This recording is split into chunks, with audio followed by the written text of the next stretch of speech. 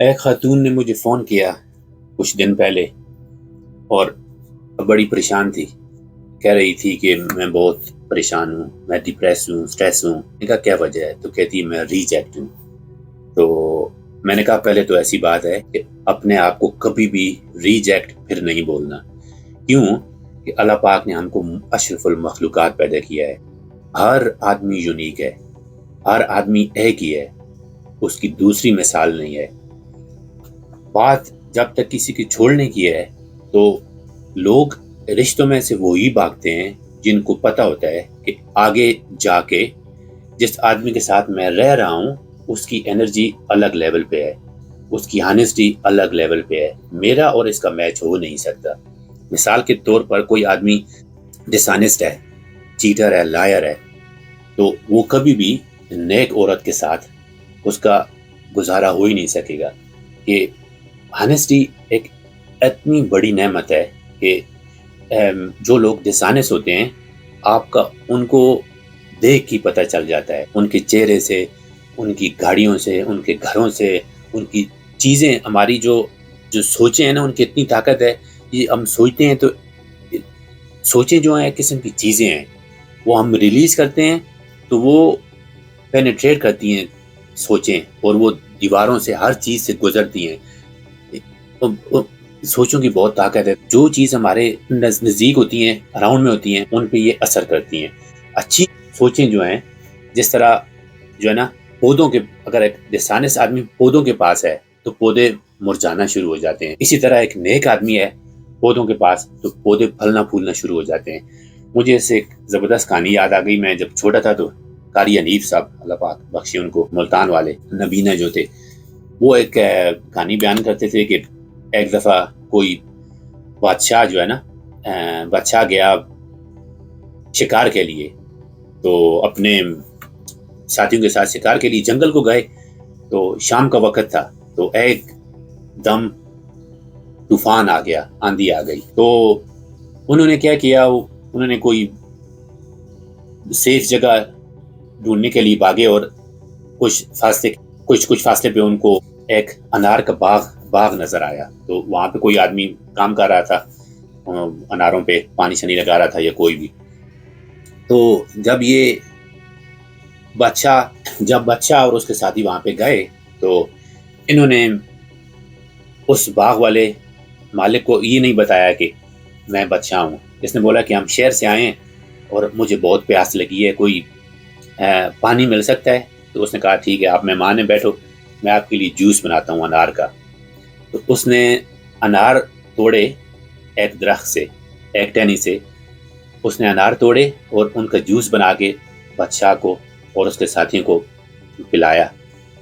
تو جب اس نے بادشاہ نے وہ جوس پیا تو اس کو اتنا اچھا لگا کہ اس نے ذہن میں سوچا کہ میں نے زندگی میں شہر میں رہ کے بادشاہ کی کبھی ایسی لذت کسی جوس میں جو محسوس نہیں کی، اور یہ آدمی جنگل میں رہ کے زندگی انجوائے کر رہا ہے. تو اس نے کیا کیا، اس نے ذہن میں سوچا کہ میں نے جاتی ہی پہلے اپنے لوگوں کو بھیجنا ہے، بولنا ہے کہ اس سے کسی بھی قیمت پر اگر مان جائے آسانی سے تو جو قیمت مانگے دے دو، نہ مانگے تو چھین لو. یہ ہم اپنے لیے اور اپنے مہمانوں کے لیے اس باغ کا جو اناروں کا جوس ہے وہ استعمال کریں گے.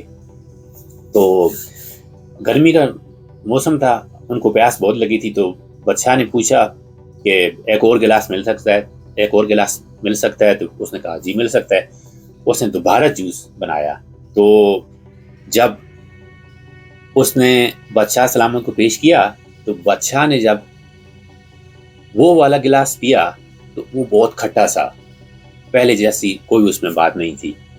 اس کو ذرا مزہ نہیں آیا. تو اس نے بولا کہ ایسا ہے، لگتا ہے تو نے درخت چینج کیا ہے، جو پہلے میں نے کچھ منٹ پہلے جو جوس پیا تھا اس میں اور اس میں بہت فرق ہے.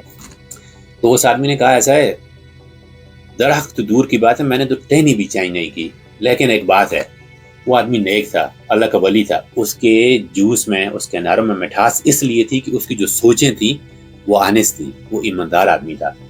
اس نے کہا ایسا ہے، لگتا ہے کہ وقت کے بادشاہ کے ذہن میں کوئی لالچ پڑ گئی ہے، کوئی خلل پڑ گئی ہے میرے باغ کے خلاف، تو اس لیے اس کی اس نیگیٹو سوچ کی وجہ سے میرے باغ پہ فرق پڑا ہے، میرے اناروں کی مٹھاس پہ فرق پڑا ہے۔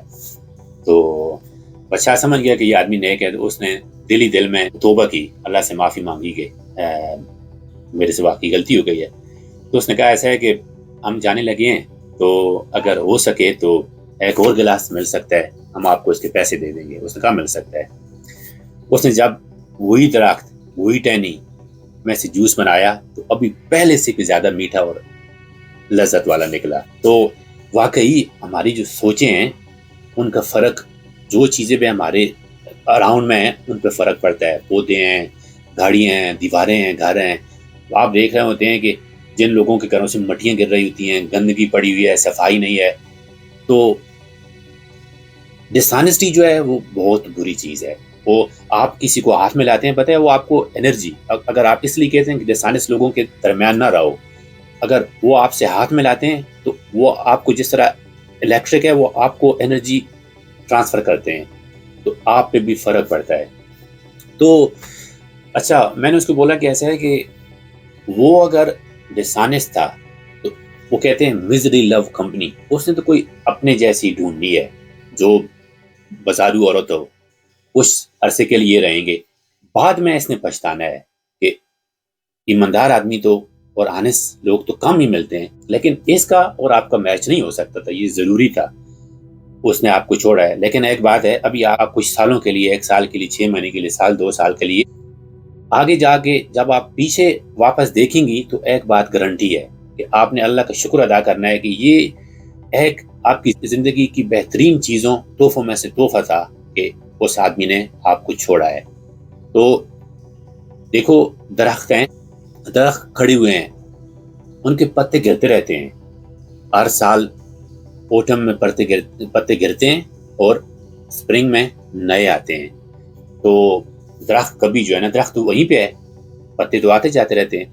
آپ کی مثال بھی ایسی ہے کہ اگر آپ نے کسی کے ساتھ ظلم نہیں کیا، آپ نے ڈسانیسٹی نہیں کی، آپ ایماندار تھے، آپ آنےسٹ تھے، آپ لویل تھے، اور کسی نے آپ کو چھوڑا ہے، تو آپ کو تو اس کی فکر کرنے کی ضرورت ہی نہیں ہے کہ نہ تو آپ کو law of cause and effect اس دنیا میں بھی بدلے ملتے ہیں، اور نہ تو آخرت میں اگر آپ کی غلطی نہیں ہے تو اس پہ اللہ کا شکر ادا کریں، اور آگے جا کے آپ جب پیچھے دیکھیں گے تو پھر آپ کو سمجھ آئے گی کہ یہ ضروری تھا اور یہ آپ کے بھلے کے لیے تھا، کہ اس آدمی کی اور آپ کی انرجی جو ہے نا وہ میچ ہی نہیں کر رہی تھی، اس نے الگ ہونا ہی تھا۔